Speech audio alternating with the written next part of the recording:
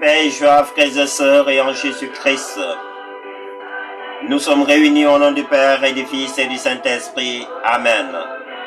Je bénis le Seigneur pour ce moment favorable, pour les grâces et pour sa faveur au milieu de nos vies. Je bénis le Seigneur, lui qui ne cesse de manifester sa gloire, sa puissance et son autorité en nous-mêmes, pour les grâces qu'il ne cesse de réaliser dans notre vie.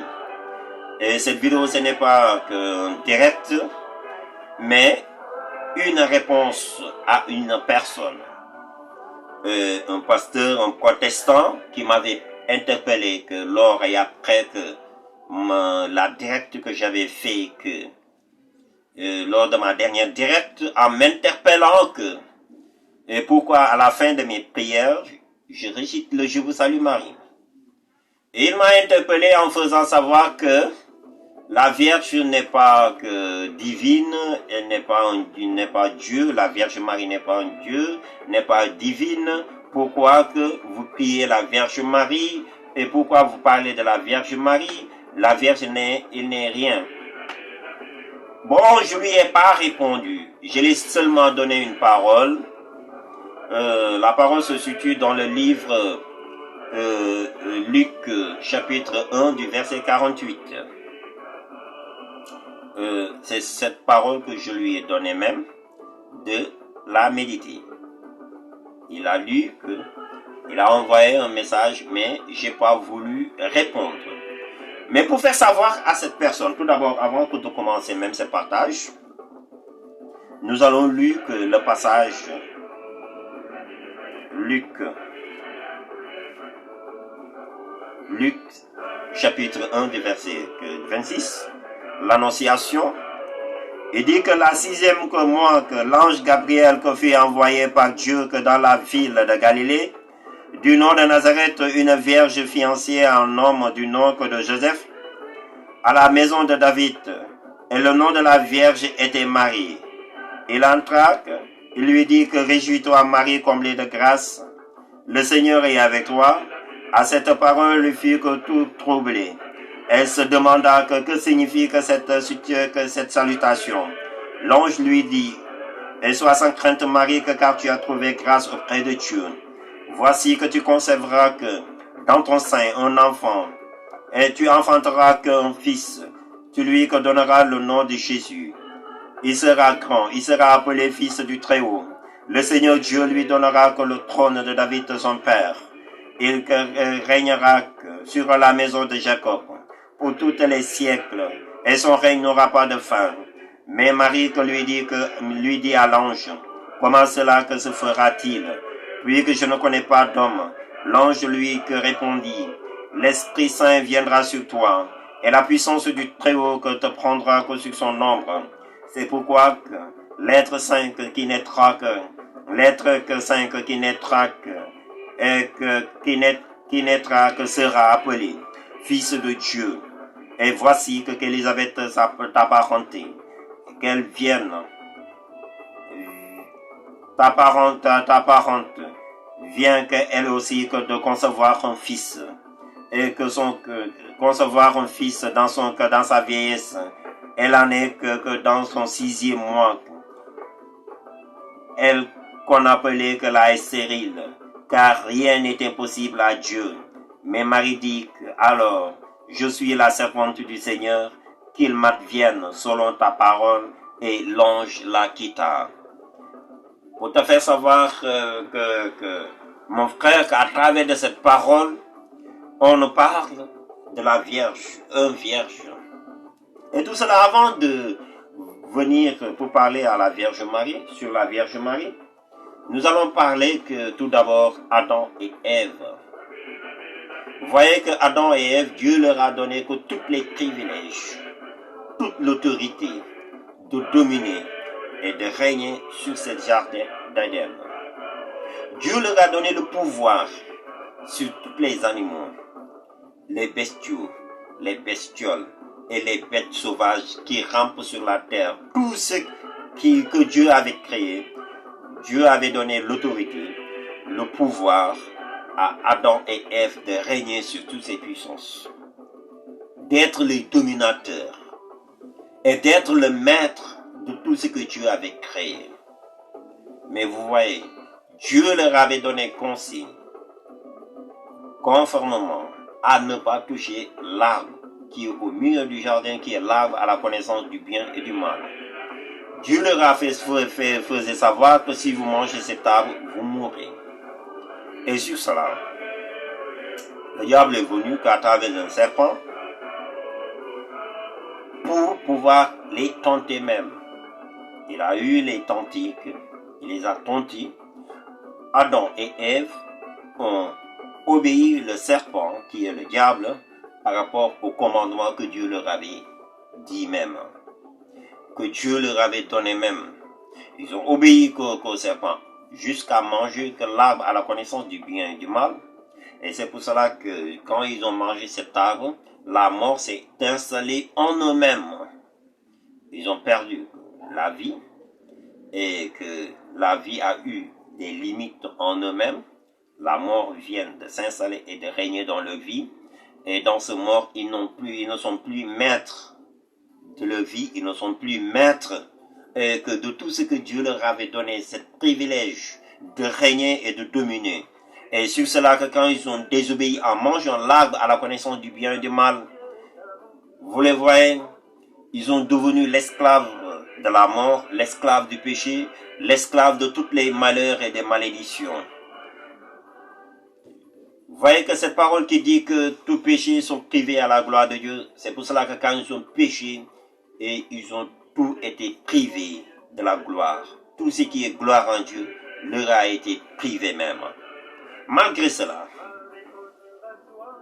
Dieu par amour, il aimait Adam et Ève. Malgré qu'ils sont des pécheurs, ils sont devenus des pécheurs, Dieu leur a aimé même. Dieu les aimait même de tout son cœur. Parce que depuis le début, Dieu aimait l'homme plus que toutes ses créatures même. Dieu aimait l'homme et il a mis en l'homme son esprit. Voyez que malgré tous ces péchés, Dieu leur avait promis qu'un sauveur, qui est Jésus-Christ, que depuis le commencement, que les messagers annonçaient Jésus, sa venue que même et de son règne et que de la libération qu'il doit accomplir que sur le peuple de toute l'humanité. Voyez que Moïse avait fait savoir au peuple d'Israël, Dieu suscitera qu'au milieu de vous-même un prophète comme moi-même, qui sera le libérateur, votre libérateur, le libérateur du peuple d'Israël. Et tous les prophètes l'ont confirmé. Et que tous les prophètes l'ont confirmé, les rois quand même l'ont confirmé. Et que à travers des prophéties, à travers des révélations que Dieu leur avait accordées, vous voyez que Jésus allait venir pour délivrer le peuple d'Israël. Les Juifs attendaient que la venue du Christ même. Et sur cela, Dieu qui leur avait promis que de leur donner Jésus-Christ de Nazareth. On parle. Nous allons lire tout d'abord Saint Matthieu, le livre de Matthieu, qui dit que voici, la Vierge concevra qu'un enfant. La Vierge concevra et enfantera un fils. On l'appela que du nom Emmanuel.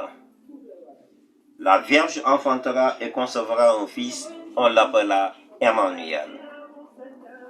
Et cette Vierge, c'est qui? C'est la Vierge Marie. Et cette Vierge, Dieu l'a préparée depuis le commencement. Pour faire savoir à ce pasteur, à ce frère protestant même, cette Vierge n'est pas n'importe qui. La Vierge Marie n'est pas n'importe qui. N'est pas n'importe quelle femme. Vous voyez, cette Vierge Marie, elle est là. Ce n'est pas n'importe quelle femme, cette femme même. C'était cette femme que l'ange Gabriel est venu rendre visite même. C'était cette femme que l'ange Gabriel est venu que lui saluer même. En lui faisant savoir que Vierge Marie, que comblée de grâce. En lui faisant savoir que la Vierge est comblée de grâce. Je vous salue Marie, comblée de grâce. Que le Seigneur est avec elle-même. L'ange lui fait savoir que tu es comblée de grâce. Et tu es une femme qui est comblée de toute grâce et de toute bénédiction de la part de Dieu. C'était cette femme que Dieu a rendu visite pour lui faire savoir que tu conserveras qu'un enfant, un fils naîtra dans ton sein même. Tu conserveras un fils qui est le fils de Dieu, qui est Jésus-Christ de Nazareth. Un fils que tu lui donneras le nom de Jésus. Et que ce fils même que sera le libérateur du peuple d'Israël. Ce fils même sera que celui qui doit délivrer que le peuple d'Israël. Comme dit à l'ange qui lui fait savoir. Et il dit que voici que tu conserveras que dans ton sein un enfant, un fils, tu l'appelleras le nom de Jésus. Il sera grand, il sera appelé fils du Très-Haut. Le Seigneur Dieu lui donnera le trône de David, son père, et il régnera que sur la maison de Jacob, pour les siècles et des siècles, et son règne n'aura pas de fin. Ce fils régnera sur le trône de David, qui est son père même. Et que sur le peuple d'Israël, que même, celui qui doit délivrer ce peuple d'Israël, c'était cette femme que l'ange a rendu visite pour faire savoir à cette pasteur. Cette femme n'est pas une femme ordinaire. Cette femme n'est pas une femme qu'une femme, par exemple, à qui on dit un mère porteur actuellement de nos jours. Quand on parle d'un mère porteur, actuellement, vous voyez que des femmes qui prennent la décision d'être des moins mères porteurs. Ils vont signer un contrat avec la personne à qui il veut porter que sa semence même. Ces femmes-là, on leur donne de l'argent et ils portent même la semence de la personne à qui il veut être, à qui il veut que porter son enfant même. Vous voyez que cette femme, par ce contrat même qu'ils ont signé avec la personne, après l'enfantement, après l'enfantement même, c'est 9 mois de grossesse, après l'enfantement, la personne avec qui ils ont signé quand même le contrat va venir récupérer leur enfant, son enfant même. Et la femme n'a aucun droit légal sur cet enfant. Parce qu'il a signé un contrat.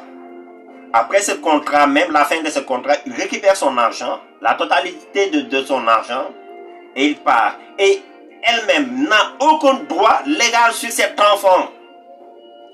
Il n'est plus le propriétaire de cet enfant. La personne à qui il a accepté d'accueillir sa semence.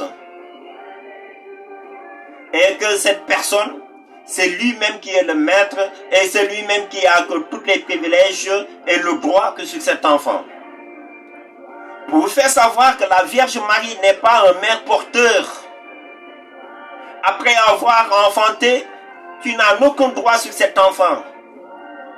On t'interdit formellement de se révéler à cet enfant. Vous voyez que des mères porteurs, on les interdit de se révéler à cet enfant, à se manifester pour venir voir cet enfant même. Parce que c'est un contrat signé même. Ils n'ont aucun droit après la naissance de cet enfant. Uniquement que l'argent qu'on leur paye même. Ces femmes sont des mères porteurs. Vous voyez que ces femmes-là ne sont pas cette femme. Cette femme n'est pas n'importe quelle femme. C'est la Vierge Marie. Il dit que la Vierge parmi les vierges. La Vierge parmi les vierges. Et elle a accueilli que Dieu dans son sein même. Le Saint-Esprit viendra sur toi. Vous voyez que le début dans l'Ancien Testament, Dieu s'est manifesté par des signes et des prodiges.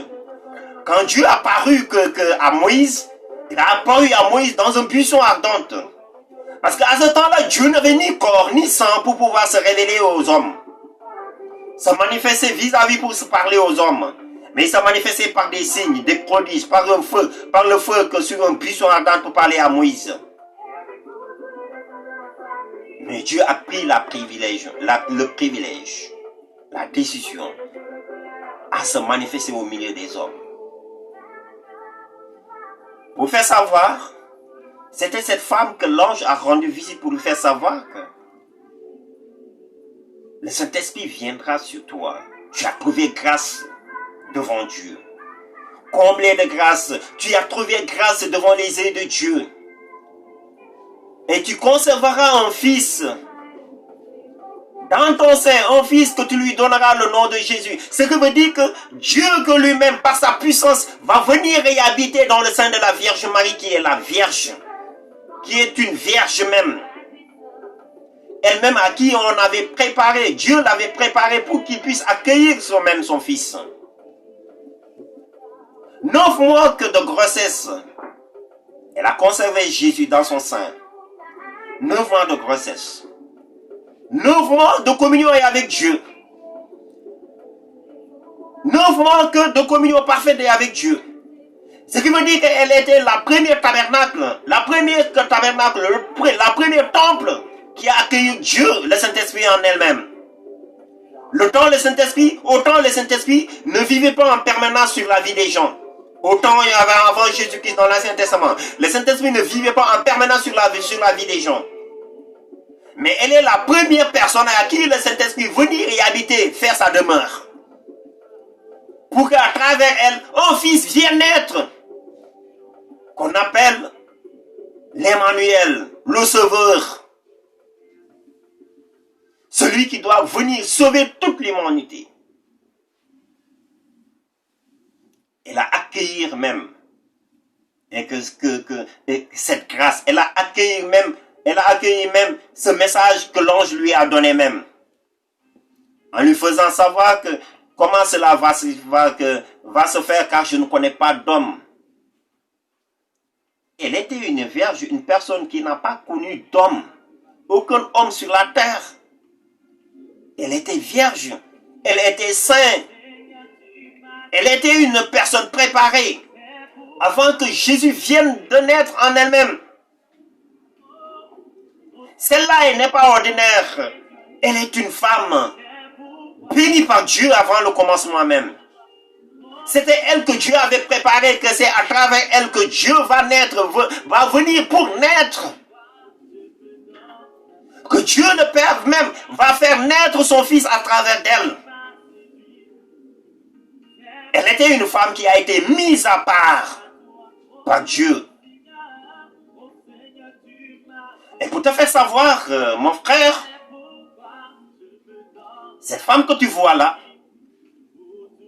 elle a dit que la volonté du Seigneur, je suis la servante du Seigneur, qu'il me soit fait selon sa volonté. Qu'il m'advienne selon sa volonté. Il dit que Marie dit que, alors que je suis que la servante du Seigneur, qu'il m'advienne selon que ta parole, et l'ange le quitta. Mais avant cela, que l'ange lui a fait savoir que rien n'est impossible à Dieu. Rien n'est impossible à Dieu. Et Marie dit que je suis la servante du Seigneur. Qu'il m'advienne selon sa parole. Elle a accueilli Dieu dans son sein. Et pourtant, elle pouvait refuser. Mais elle était une personne préparée, une femme préparée même. Et pourtant, elle pouvait ne pas l'accueillir. Mais elle était une femme préparée. Une femme qui aimait Dieu, avant tout, qui aimait Dieu.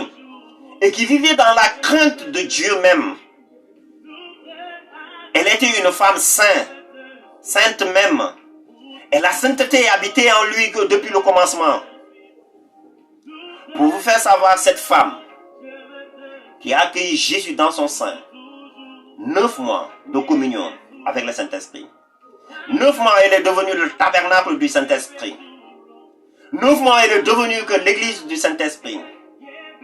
2 mois, elle est devenue le temple du Saint-Esprit, là où le Saint-Esprit demeure et habite. 9 mois. Il a porté ce Fils, ce Jésus même qu'on parlait que le Sauveur de l'humanité.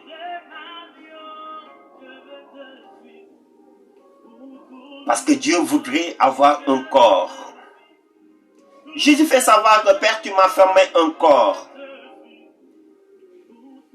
Il n'est pas question de venir faire ta volonté, mais tu m'as formé un corps. pour venir faire ta volonté. Dieu a pris corps, Dieu a pris chair de la Vierge Marie. Jésus a pris chair, corps à travers de cette femme. Jésus a pris corps à travers de cette femme. Si Jésus a un corps, c'est à cause de cette femme. Si Jésus dans son corps coule du sang même, c'est à cause de cette femme même.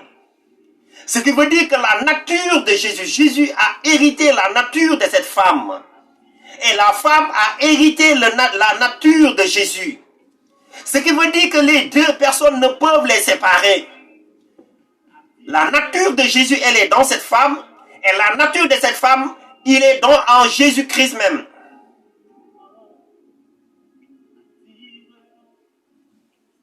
Les deux personnes ne peuvent les séparer. Ce sont les deux qu'on appelle que la nouvelle Adam et la nouvelle Ève. La nouvelle Ève, c'est la Vierge Marie, cette femme-là, qui a tant souffert lors de sa grossesse. Elle a quitté Nazareth pour venir à Bethléem même. Elle a traversé des kilomètres avec Joseph avant que la naissance de Jésus. Elle a souffert même que là où elle était même. De monter sur un âne, traverser même le désert, de quitter Nazareth pour venir à Bethléem pour la naissance de Jésus. Parce qu'à ce temps-là, que tout le monde devait naître dans sa propre patrie. Et Joseph était que de Bethléem.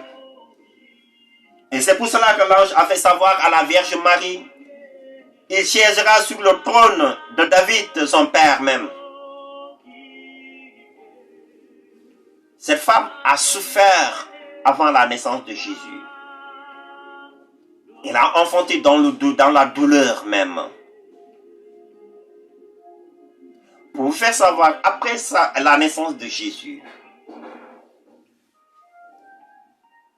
quand Hérode voudrait tuer l'enfant, cette femme avec Joseph, ils ont quitté Bethléem pour aller en Égypte. Ils ont fait un parcours, long voyage, des nuits dans la tempête, dans la souffrance, dans la chaleur. Ils ont parcouru le désert pour venir en Égypte. Cette femme a souffert uniquement pour Jésus, à qui que Hérode voudrait tuer même, que les rois mages lui faisaient savoir qu'un roi que naîtra aujourd'hui même à Bethléem. Comme Hérode, les rois mages n'ont pas venu qu'à leur retour que pour venir lui rencontrer où se trouve l'enfant. Hérode a ordonné qu'on tue que tous les premiers enfants, tous les enfants de 0 à 5 ans même à Bethléem. Pour faire savoir, cette femme, c'est une femme bénie même.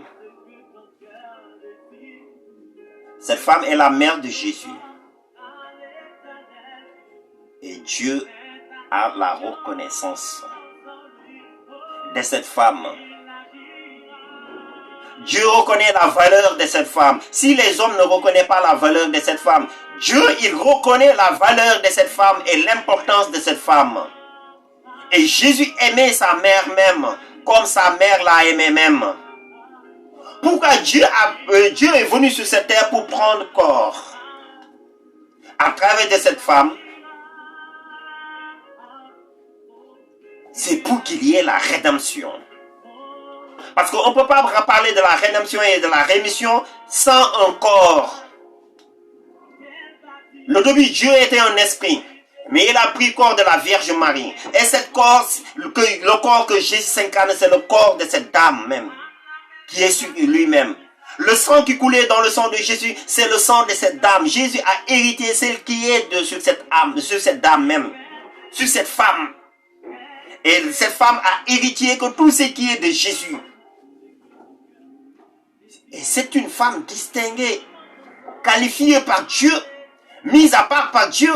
Elle est une modèle pour toute l'humanité. Elle est la nouvelle Ève. Celui qui doit porté toute l'humanité quand même dans son sein. La Vierge Marie a porté Jésus et il a porté toute l'humanité dans son sein.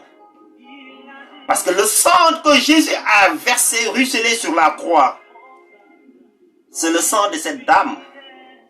Le corps qu'on a flagellé, qu'on a crucifié sur cette croix, c'est le corps de cette femme même. Jésus a hérité ce corps. Sans cette femme, il n'y aura ni rédemption, ni rémission de nos péchés. Cette femme n'est pas une femme ordinaire, comme vous le supposez en lui disant qu'il a reçu une seule grâce, la naissance du Christ. Cette femme n'a pas reçu une seule grâce, mais pleine de grâce.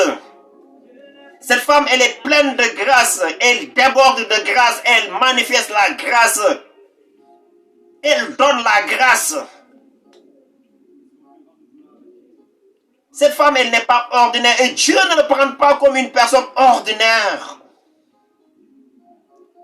De ce qu'il a fait pour Dieu le Père, Dieu l'a qualifié même. Pour vous faire savoir que mon frère, pour te faire savoir,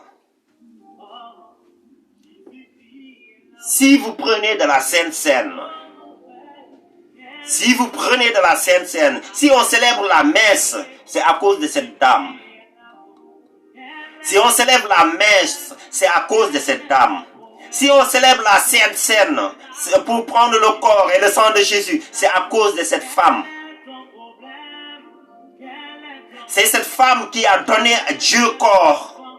Cet corps qui manifeste la rédemption sur la croix même et la rémission de tous les péchés de toute l'humanité même.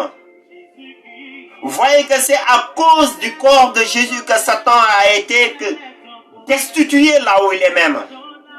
Jésus sur la croix a vaincu Satan même. Jésus sur la croix a vaincu les principautés. Jésus sur la croix a vaincu les dominations. Jésus sur la croix a vaincu les puissances des ténèbres.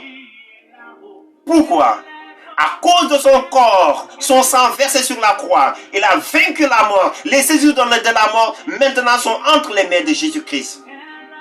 La clé que Satan avait volée à Adam et Ève, c'était cette clé que Jésus a récupérée même sur la croix. Lors de sa mort même, son sang versé sur la croix, il a récupéré cette clé entre les mains de Satan. Les césures de la mort sont entre les mains de Jésus-Christ maintenant. Et tout cela à cause d'elle. Elle a donné Dieu corps pour libérer l'humanité, pour délivrer l'humanité, pour sauver l'humanité du péché et de la mort, de l'esclavage du péché. Tout cela à cause d'elle. La parole déclare, Dieu a mis son corps entre nos mains.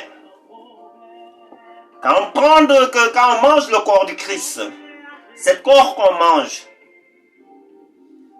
ce n'est pas un corps fabriqué, hein. Le pain consacré, le pain et le vin consacré. Vous le parlez Sainte-Seine, nous le parlons que la célébration de l'Eucharistie. La consécration que le prêtre fait en invoquant le Saint-Esprit transforme le pain et le vin qu'ils deviennent le sang et le corps, le sang et le corps de Jésus. Ce corps que nous mangeons même, ce sang que nous buvons, et que c'est le corps et le sang de Jésus que cette femme a donné à Dieu quand même, a donné à Jésus même. Parce que Jésus l'avait dit que c'est l'esprit qui vivifie le corps. Quand il parlait quand il évangélisait même, annonçait que dans Jean 6, celui qui mange mon corps, boit mon sang a la vie éternelle. Pour vous faire savoir, mon frère, si tu es dans ton assemblée, tu célèbres la Sainte Seine, en mangeant le corps et boire le sang de Jésus, tu dois rendre grâce à Dieu pour cette femme. Tu dois glorifier Dieu pour cette femme qui nous a donné, qui a donné Dieu corps, qui a donné Dieu corps pour pouvoir venir sauver toute l'humanité, pour pouvoir venir sauver toute l'humanité, tout le monde, et de les ramener à Dieu même. Délivrer les hommes du monde des ténèbres à son admirable lumière. Délivrer que les hommes entre les mains de Satan, de les ramener à Dieu même. Pour te faire savoir, mon frère, cette femme n'est pas n'importe quelle femme. Elle a du prix, elle a de la valeur, elle a de l'importance devant les yeux de Dieu. Et Dieu respecte cette femme parce que Dieu l'a honorée même. Tu l'aimes, tu ne l'aimes pas. Cette femme continue à porter son église. Parce qu'elle est la mère de l'église. Quand on parle de la mère de l'église, c'est elle la mère de l'église. Toute l'église, c'est la mère de toute l'humanité. Parce que Jésus est venu pour sauver toute l'humanité. Et cette mère est la mère de toutes les humanités, toute l'humanité. Parce que la parole déclare, la parole que je t'ai donnée même, mon frère. Dans Luc 1 du verset 48, Marie qui dit que toutes les générations me diront bienheureux. Et toutes les générations que tu le dis, tu ne le dis pas, toutes les générations lui diront bienheureux elle-même. Bienheureux la mère de Dieu. Bienheureux la Sainte Vierge Marie. Bienheureux la mère immaculée. Bienheureux que la mère Notre-Dame même. De victoire, d'amour, de sainteté, de douleur, de paix, d'espérance, du Cap-Vert. Bienheureux à elle-même. Pourquoi que des fois certaines personnes, quand ils parlent du mal à la Vierge Marie, ils ont la facilité de dire du mal à la Vierge Marie? Tout cela, c'est Satan qui leur donne la facilité de parler du mal à elle-même, à d'elle-même. Pourquoi? Parce que Satan, il sait que à cause d'elle, c'est à cause de cette femme, c'est à cause de cette femme que lui-même a vaincu, a été vaincu. C'est à cause de cette femme que lui-même a perdu son règne. C'est à cause de cette femme que lui-même a perdu les séjours de la mort. C'est à cause de cette femme qui a été abaissé même, réduit en néant même, qu'il a été vaincu, que lui avec ses sipos et ses dominations. C'est à cause de cette femme, il n'a ni d'autorité, ni puissance sur aucun homme même.